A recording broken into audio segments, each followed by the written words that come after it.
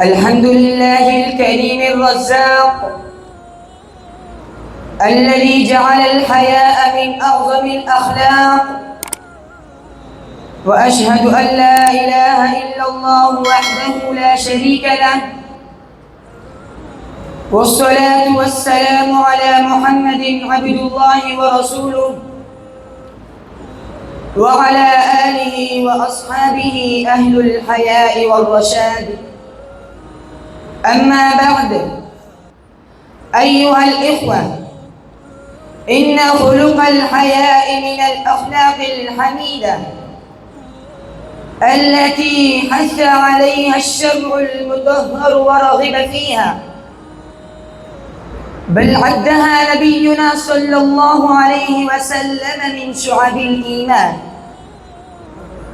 فقال: الإيمان 60 شعبة، والحياء شعبة من الإيمان، والحياء دليل على المروءة، وعنوان على الشهامة، وآية على حسن الخلق، فهو عزة في ثوب التذلل، وشموخ في زي الانكسار، والهمة في رداء التواضع.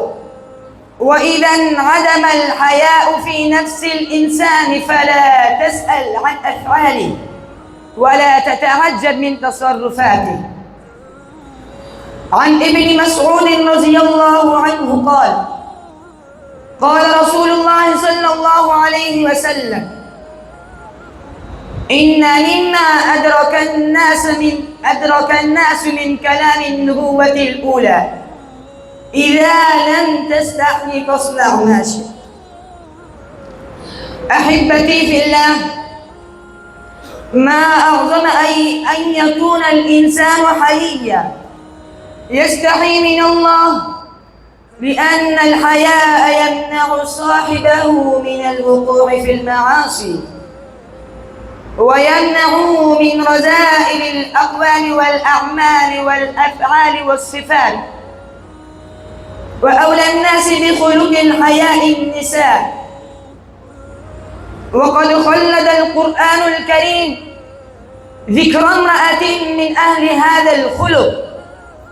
قال الله عنها: فجاءته إحداهما تمشي على استحياء قالت إن أبي يدعوك ليجزيك أجر ما سقيت لنا. فيا عباد الله، أين خلق الحياء من رجل وامرأة يعصي الله عز وجل في خلوة وينسى أن الله مطلع عليه؟ وأين خلق الحياء من فتاة تتكلم مع شاب أجنبي بالمكالمات المشبوهة؟ وأين خلق الحياء من امرأة تخرج من بيتها متبرجة متعطرة تخالف بذلك أمر الله تعالى؟ أيها الأصدقاء، الحياء له منزلة عظيمة عند الله تعالى، فهو يدعو الإنسان إلى فعل الخير ويصرفه عن الشر.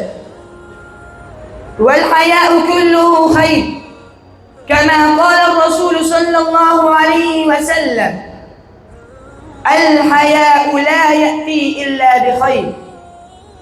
ومن الحياء أن تلتزم الفتاة المسلمة في ملابسها فلا تظهر من جسدها ما حرم الله، ودائما تقول: زينتي دوما حيائي واحتشامي واقتمالي.